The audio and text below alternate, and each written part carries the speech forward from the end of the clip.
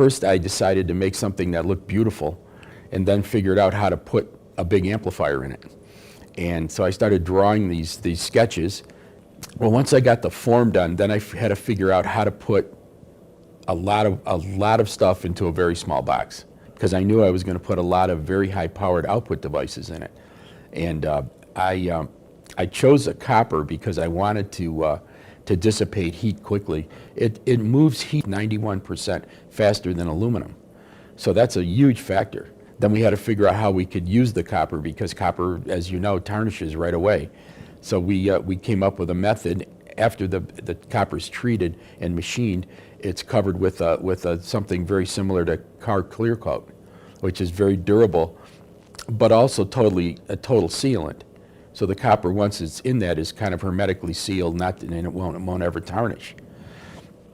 Then getting back to the inside of the amplifier, through-hole components are components you can hold in your hand and you put through a hole on a circuit board and you solder them. So I used to do that 20 years ago. That's how we built everything, and we had the best sounding amps we ever built back then, and the most reliable, and our failure rate was extremely low.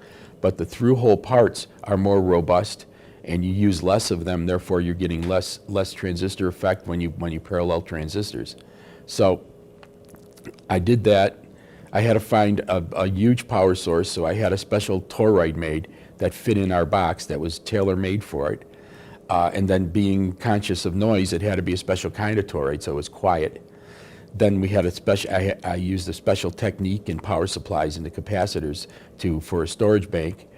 And then the wiring and all of the internal parts of the amplifier had to be really meticulously done, and really a lot of thought had to go into how it was actually made, because when you're working in a little tiny hole, which is essentially that, because the amplifier is made of a billet block of aluminum, so it's built from the bottom like a pancake. So you start adding and you start building up, and once you add everything, you have to be conscious of where everything's going and where all the wire routings are, because you don't have room to put anything anywhere.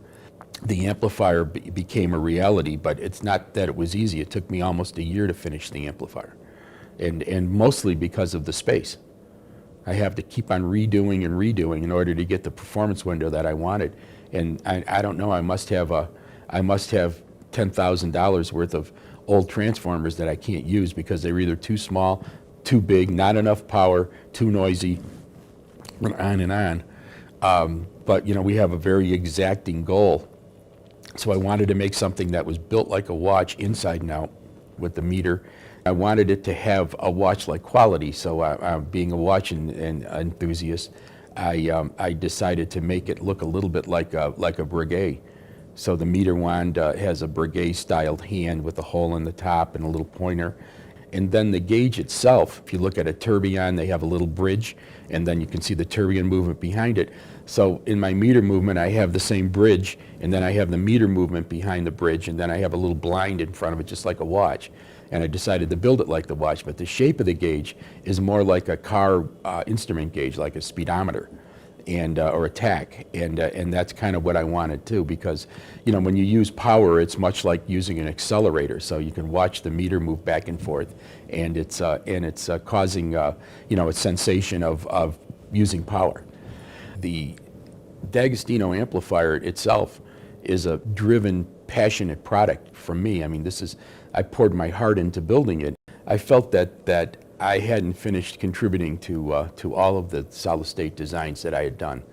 And I tried to take some of the things that I have done in the past and melt them into something brand new, something a little bit different than I've done in the past, but not forgetting my roots.